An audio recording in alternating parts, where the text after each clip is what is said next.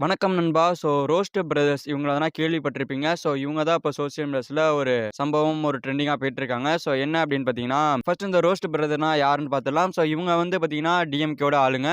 இவங்களுடைய வேலை என்ன அப்படின்னா, தளபதி விஜய் அவர்கள பத்தி தப்பு தப்பா விமர்சனம் பண்றது. எது வந்தாலும் வந்து பார்த்தீங்கன்னா, தூக்கி போட்டு விமர்சனம் பண்றது. இப்ப லாஸ்ட்டா போட்ட வீடியோல கூட வந்து பார்த்தீங்கன்னா, தற்கூரி தற்கூரி அப்படின்ற மாரி விஜய் ஒரு தற்கூரி அப்படின்ற மாரி சொல்லி விமர்சனம் பண்ணியிருந்தாங்க. இப்ப இவங்க ரீசென்ட்டா வந்துனா ஃப்ரெண்ட்ஸ் படம் ரிலீஸ் ஆயிருக்கு இல்லையா? பார்க்கறதுக்காக தியேட்டருக்கு போயிருக்காங்க. அப்ப வந்து பார்த்தீங்கன்னா, தளபதி ரசிகர்கள் ஒரு சிலர் சேர்ந்து வந்து பார்த்தீங்கன்னா, ஒரு 4 பேர் சேர்ந்து இவங்கள அடிச்சுட்டதா வந்து நியூஸ் வந்துட்டு இருக்கு. நியூஸ் இப்படி தான் வந்துட்டு இருக்கு. பட் ஆனா அடிக்கல, கலாய்ச்சு தான் விட்டுருக்காங்க அப்படின்ற மாரி வீடியோ வருது. இந்த மாரி 2 தரப்புல வந்திருக்கு. பட் எது உண்மை அப்படின்றது தெரியல. அடிச்சாங்களா இல்ல சும்மா கலாய்ச்சு தான் விட்டாங்களா அப்படின்றது தெரியல. அவங்க கலாய்ச்சது என்ன அப்படின்னு பார்த்தீங்கன்னா, ரூ. 200 குடுத்தா என்ன வேணா பேசுவீங்களா? பேசிருவீங்களா? அப்படின்னு சொல்லிட்டு கலாய்க்க அவர் வந்து கிளம்பி போற மாரி ஒரு வீடியோ நான் பார்த்தேன். அண்ட் அதே மாதிரி வந்துனா ரூ. 200 குடுத்தா என்ன வேணா பேசு அப்படின்னு சொல்லிட்டு 4 பேர் சேர்ந்து அடிச்சதா வந்து பார்த்தீங்கன்னா, தாவேக்காவினர் கைது பண்ணியிருக்காங்க.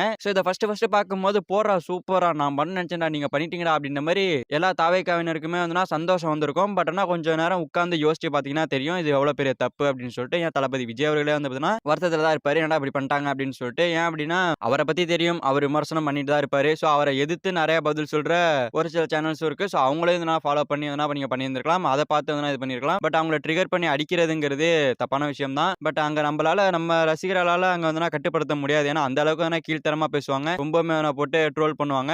அதனால வந்து பார்த்தீங்கன்னா ட்ரிகர் ஆயி அடிச்சுட்டாங்க. வேற வழி கிடையாது. நம்மள எதிர்த்து நிக்கிற டீம் டிஎம்கே, என்டிகே இவங்கலாம் வந்ததுனா பெரிய ஒரு படைபலம் அப்படின்றனால இப்படிதான் வந்துனா நம்மள ட்ரிகர் பண்ணுவாங்க. நாலா மூலையிலயும் வந்து பார்த்தீங்கன்னா, நம்மள சுத்தி சுத்தி தான் அடிக்க பார்ப்பாங்க. நம்ம தான் நிமிர்ந்து நின்னு அடிக்கணும். முடியல அப்படின்னா அடிக்கிறவங்க கூட போய் சேர்ந்துக்கணும். அத விட்டுட்டு வந்து பார்த்தீங்கன்னா, நான் அடிக்கிறதுன்னா நான் வந்து YouTubeல வீடியோவா ரிப்ளை வீடியோ போடுவாங்க தெரியுமா? அவங்கள சொன்னேன். நேர்ல போய் அடிக்கிறது கிடையாது. ஓகேங்களா? இவங்க வந்து பார்த்தீங்கன்னா, நேர்ல 4 பேர் போயிட்டு அடிச்சுட்டாங்க. சரி இப்ப அடிச்சுட்டாங்க. இப்ப இவங்க 4 பேர் குடும்பத்துக்கு யார் பதில் சொல்றது? இவங்க 4 பேர் வந்து பார்த்தீங்கன்னா, ஆட்டோ ஓட்டுறாங்க அப்படின்ற மாரி சொல்லப்படுது. இவங்க குடும்பத்த யாரு பார்க்கிறது? அப்படின்ற மாரி நெறைய கொஸ்டின்ஸ் நமக்கெல்லாம் கிளம்புது. இத பார்த்துட்டு விஜய் அவர்கள் என்ன நினைப்பாரு? ஏன்டா இப்படி பண்றீங்கன்னு நினைக்க மாட்டாரு. இது மட்டும் இல்லாம இதுலேருந்து எதிர்க்கட்சியிலேருந்து எப்படி கேள்வி கேட்பாங்க அப்படின்னா, பாருங்க எதிர்த்து கேள்வி கேட்டாலே அடிச்சிடுறாங்க. அப்புறம் எப்படி இவங்கள நம்பி ஓட்டு போடுவீங்க? அப்படின்னு சொல்லி இவங்க வந்து பார்த்தீங்கன்னா, ஒரு கட்டமைப்ப உண்டு பண்ணுவாங்க. இதனால வந்து பார்த்தீங்கன்னா, இந்த மாரி விஷயங்கள்லேருந்து தவிர்க்கிறது நல்லது. அவங்க தப்பா ரிவ்யூ பண்ணாங்க, தப்பா சொன்னாங்க அப்படின்னா, அத எடுத்து நம்ம கரெக்ட்டா சொன்னா கரெக்ட் ஆயிட போகுது. அத வந்து பார்த்தீங்கன்னா பார்த்துக்க வேண்டியது தான். பட் அடிக்கிறதுன்றது ஒரு தப்பான விஷயம் தான்.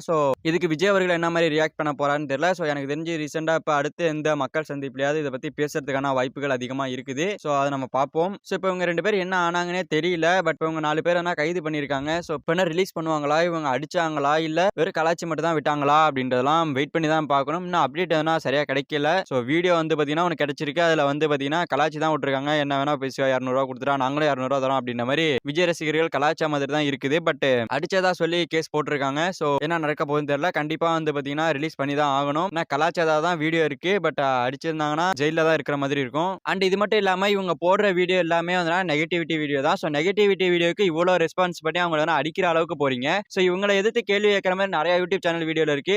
நெறைய வீடியோ வந்து யூடியூப் சேனல் இருக்கு. நெறைய பேர் எதிர்த்து வீடியோ போட்டுட்டு இருக்காங்க. நெறைய பேர் விமர்சனம் செய்றாங்க. இவங்கள பார்த்துட்டு நீங்க வந்து போயிருந்திருக்கலாம். பட் அந்த நெகட்டிவிட்டிக்கு நீங்க இம்பார்ட்டன்ட் குடுத்து ட்ரிகர் ஆகும்போது அவங்க வந்து பெரிய ஆள் ஆயிடுவாங்க. பாருங்க இன்னைக்கு நெறைய பேர் சோசியல் மீடியால பேசுற அளவுக்கு பெரிய ஆள் ஆயிட்டாங்க. இந்த மாதிரி தான் வந்து பார்த்தீங்கன்னா, நம்ம கட்சிய வச்சு இவங்க வந்து வளர்ந்துட்டு இருக்காங்க. மத்தபடி இவங்க வந்து விமர்சனம் செய்றாங்க அப்படின்ற மாரி நம்ம தளபதி விஜய் அவர்கள கேவலப்படுத்துறாங்க அப்படின்ற மாரி சொல்ல முடியாது. நம்ம கட்சிய வச்சு வளர்ந்துக்கிறாங்கன்னு வேணா சொல்லலாம். இதனால இவங்க இப்படி பேசுறதுனால ஒரு கூட்டமே இருக்கு இவங்கள கேட்கறதுக்கு. இதனால இவங்க வந்து வளர்றாங்க. வளர்ந்து வந்துனா நேரத்துக்கு எவ்வளவு சம்பாரிச்சிருப்பாங்க. இந்த மாதிரி சம்பாரிச்சுட்டு போறாங்க. போய் தொலைங்கடா அப்படின்னு சொல்லிட்டு விட்டுட்டு போறத விட்டுட்டு நேர்ல போய் அடிச்சிருக்காங்க. பட் ஆனா எனக்கும் ஆத்திரம் இருந்துச்சு தான் அடிக்கணும் அப்படின்னு சொல்லிட்டு. இவங்கலாம் பார்க்கும்போது நெறைய பேருக்கு அடிக்கணும் அப்படின்ற மாதிரி தான் தோணும். பட் வேற ஒண்ணும் பண்ண முடியாது. ஏன்னா நம்ம வந்து பார்த்தீங்கன்னா, ரசிகர்களா இருந்தா நேரத்துக்கு சண்டை போட்டுட்டு இருப்பாங்க. ஒண்ணும் பிரச்சனை இல்ல அப்படின்னு சொல்லிட்டு முடிச்சிருப்பாங்க. பட் இப்போ தளபதி விஜய் அவர்கள்னா அரசியல் கட்சி வச்சிருக்காரு. அவரு என்ன யோசிப்பாரு? இப்படி அடிச்சிட்டாங்களேன்னு சொல்லிட்டு நம்ம பின்னாடி வந்து நிப்பாரா? இவங்கள ரிலீஸ் பண்ணுங்க அப்படின்னு சொல்லிட்டு நமக்கு சாதகமா பேசுவாரா? அப்படி பேசுனா இவரு என்ன ஒரு கட்சிய வளர்க்கறதுக்காக இப்படி பண்றாரு அப்படின்ற மாரி பேசுவாங்க. இல்ல வரலன்னு சொல்லிட்டு விஜய் அவர்கள் வரலன்னா பாருங்க கட்சி கூட வரலன்னு சொல்லிட்டு அந்த 4 பேருமே ட்ரிகர் ஆகி வேற மாரி பேசுவாங்க.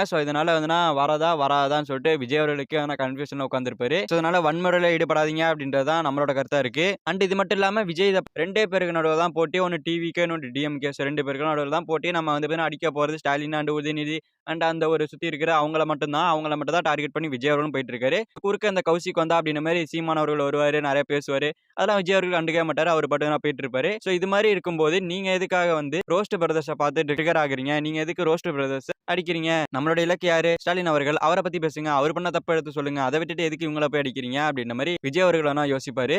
அதனால நம்ம லாஸ்ட்டா சொல்ல வர்றது என்ன அப்படின்னு பார்த்தீங்கன்னா, யாரையும் அடிக்காதீங்க. யாரும் எதுவும் பண்ணாதீங்க. யார் என்ன பேசினாலும் சரி 2026ல விஜய் தான் ஜெயிக்க போறாரு. அவருக்கு உங்களால முடிஞ்ச சப்போர்ட்ட பண்ணுங்க.